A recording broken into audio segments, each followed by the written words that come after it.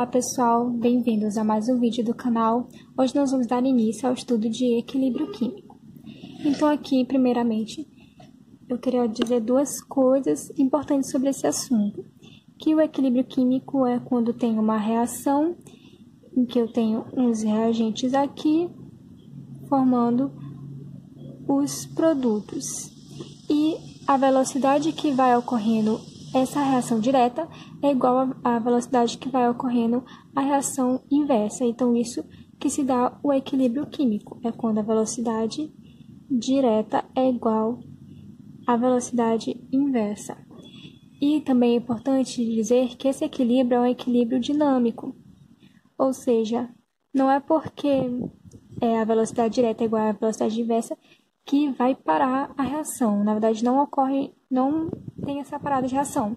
Ela vai continuar ocorrendo, só que de uma forma mais estável. E outra coisa é que o equilíbrio químico ele se baseia aí no princípio de Le Chatelier.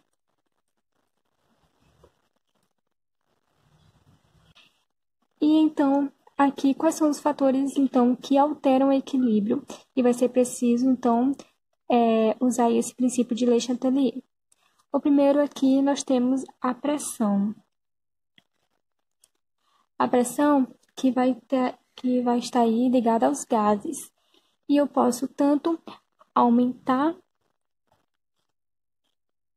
quanto diminuir essa pressão. Eu vou botar aqui uma equação para ficar mais fácil. Não sei se vocês analisarem, né, de forma mais fácil. Esse aqui, o nitrogênio com o hidrogênio formando NH3. Primeiro, vocês têm que saber se são os gases. Então, como os três são gases, então nós vamos fazer o mol de cada um, que é gás também. E aí, eu tenho que aqui, eu tenho 1 mol mais 3 mol. Então, do lado esquerdo, nós temos 4 mols. E enquanto que desse lado aqui, nós temos só 2. E aí, se eu aumentar a pressão, ele vai tender a ir para onde tem menos mol. Então, é quando tem menor número de mols. Enquanto, se eu diminuir essa pressão, ele vai tender a ir para um número que tem maior número de mols. Ou seja, se eu aumentar a pressão aqui nesse sistema, se eu aumentei, então vai para o de menor, então vai para a reação direta. No caso, se eu diminuir, vai para o de maior, então vai para a reação inversa. Outra coisa aqui que pode alterar o equilíbrio é a temperatura.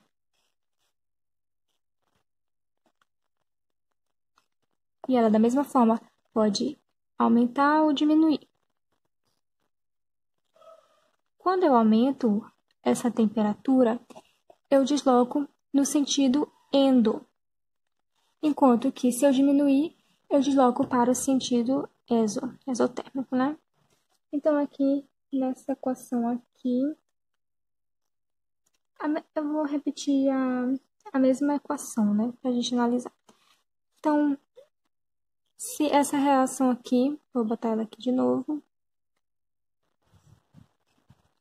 E ela me diz que é uma reação exotérmica. Ou seja, aqui representado pela entalpia negativa. Então, se eu sei que aqui é uma endotérmica, então eu sei que a reação direta, ou exotérmica, a reação direta vai ser exo, enquanto que a inversa vai ser o contrário, então vai ser endo.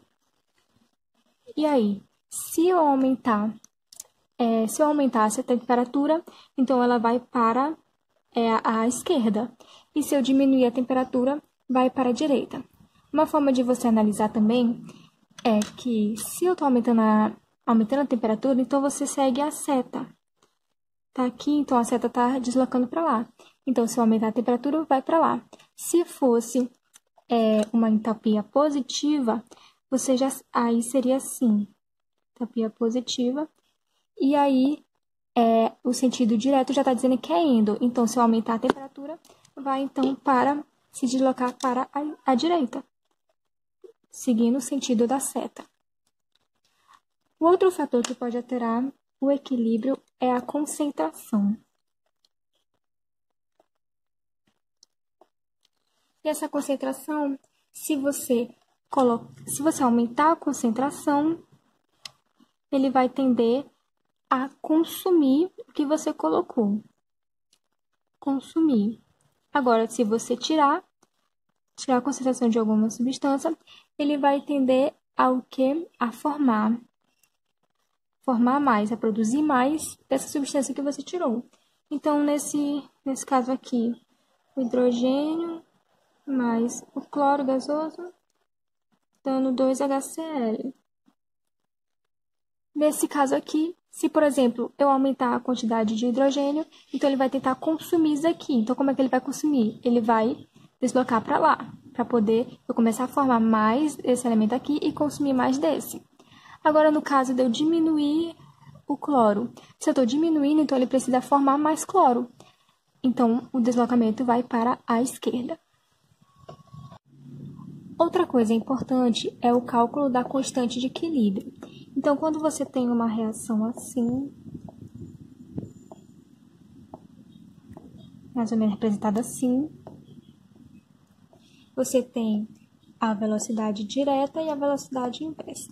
Então, a velocidade direta, ela pode ser calculada por uma constante direta e a multiplicação das concentrações dos reagentes elevados sobre o seu coeficiente. E, do mesmo lado, a mesma coisa é a velocidade inversa, que no caso vai ser a constante da inversa, só que agora com os produtos. Então, vai ser a concentração do C sobre o coeficiente dele e o D também. Daí, eu posso traçar uma constante. E essa constante vai ser a constante de equilíbrio vai ser justamente a constante direta sobre a constante inversa.